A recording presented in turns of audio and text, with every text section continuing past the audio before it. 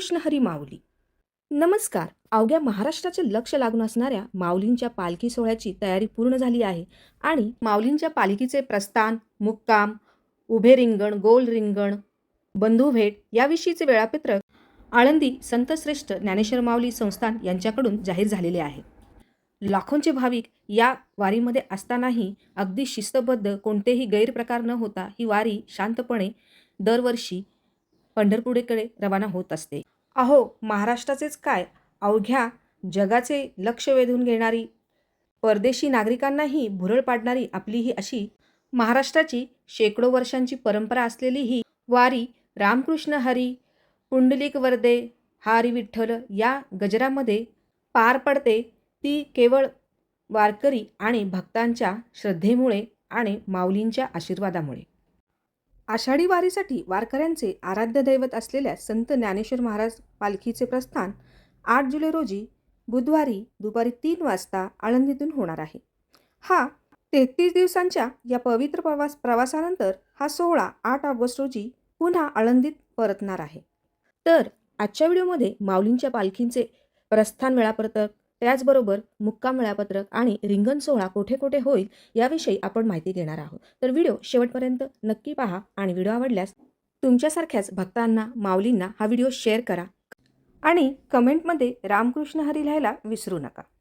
आळंदीतील माऊलीच्या मंदिराचा कळस हल्ल्याचे संकेत मिळाले की ज्ञानेश्वर माऊलींची पालखी दुपारी 3 वाजता 8 जुलै रोजी पंढरपूरकडे प्रस्थान करेल.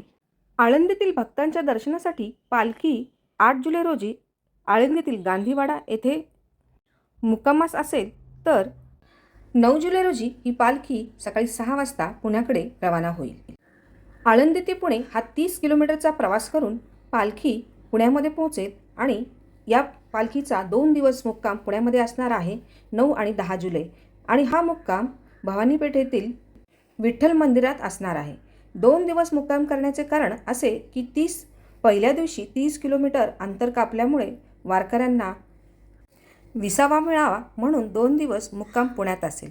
यावेळेस पुण्यातील भाविक पालखीचे दर्शन विठ्ठल मंदिरात जाऊन घेऊ शकतात. 11 जुलै रोजी सकाळी 6 वाजता माऊलींची पालखी हडपसरकडे रवाना होते.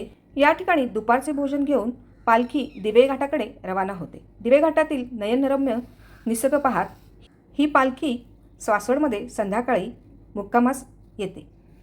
12 जुलै रोजीही पालखीचा मुक्काम सासवडमध्ये असेल. त्यानंतर पालखी 13 जुलैला सकाळी जेजुरीकडे रवाना होईल. या ठिकाणी सालाबादप्रमाणे भंडारा उधळून माऊलींच्या पालखीचं जल्लोषात स्वागत केलं जाईल.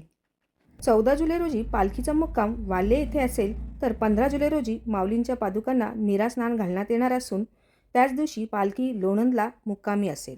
त्यानंतर 16 जुलै रोजी चांदोबाचा लिंब येथे वारीतील पहिले रिंगण, उभे रिंगण पार पडेल आणि तरडगाव येथे मुक्काम होईल.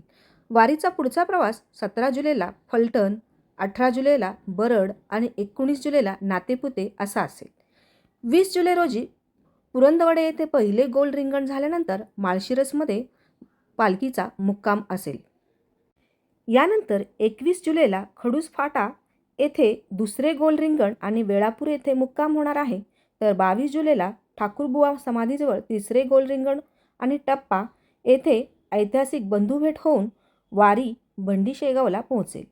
23 जुलै रोजी बाजीराव विहीर येथे गोल व उभे रिंगण अशा दोन्ही सोहळ्यांचा आनंद घेता येईल आणि या ठिकाणीच पालखी वाखरी येथे विसावेल.